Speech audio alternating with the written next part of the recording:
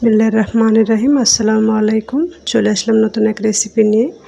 আজ আমাদের সবার প্রিয় এবং পরিচিত একটা রেসিপি নিয়ে আসলাম। সেটা হচ্ছে গরুর মাংস রান্নার রেসিপি। গরুর মাংস রান্নার রেসিপি আমরা কম বেশি সবাই রান্না করতে পারি, তারপরেও নিয়ে আসলাম। আজ যেহেতু রান্না করলাম তাই ভাবলাম যে রেসিপিটি শেয়ার করি। যাই হোক, এই যে প্রথমে মাংসটাকে 1.5 কেজি মতন মাংস প্রথমে ধুয়ে কুটে পরিষ্কার করে নিয়েছি। তারপর একটা পাতিলে নিয়ে নিলাম। পানি ঝরিয়ে নিয়েছি আগে থেকে। পানি ঝরিয়ে নিলে মাংসটা রান্না খেতে অনেক টেস্ট হয় এবং মাংস রান্নাটা অনেক গুণের স্বাদটা বেড়ে যায়। তাই সবসময় মাংস ধুয়ে কুটে পরিষ্কার করে পানি ঝরিয়ে নেবেন। যাই হোক, এবার পরিমাণ মতো আদা রসুন পেস্ট দিয়ে দিলাম। 2 চামচ আদা রসুন পেস্ট দিলাম।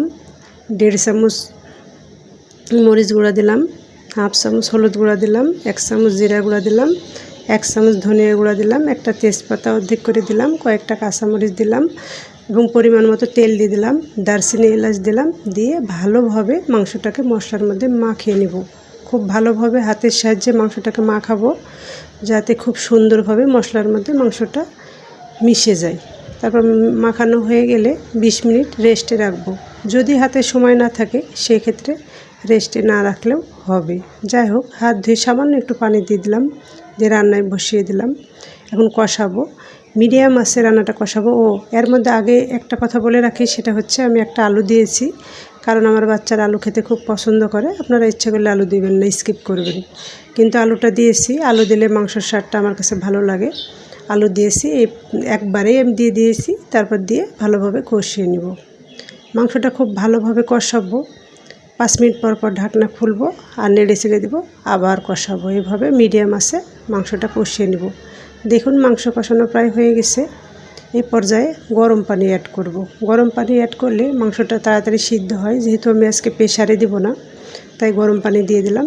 দিয়ে এবার নেড়ে ছেড়ে ভালোভাবে ঢাকনা দিয়ে রান্না করব মিডিয়াম আঁচে 10 মিনিট। 10 মিনিট পরে ফিরে আসব। দেখুন এখন ঢাকনাটা দিয়ে দেব।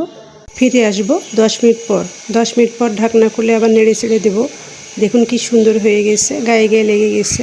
আর যেহেতু আলু দিয়েছি, একটু ঝোল থাকতেই নামাতে হবে, কারণ আলুটা ঝোলগুলো টেনে নেয়। তাই এখন নামানোর আগে 1/2 চামচ জিরা গুঁড়া, ভাজা জিরার গুঁড়া ও 1/2 চামচ গরম মশলার গুঁড়া দিয়ে দেবো। দিয়ে ভালোভাবে নেড়ে ছেড়ে আরও 5 মিনিট রান্না করব মিডিয়াম আছে, মিডিয়াম লো আছে।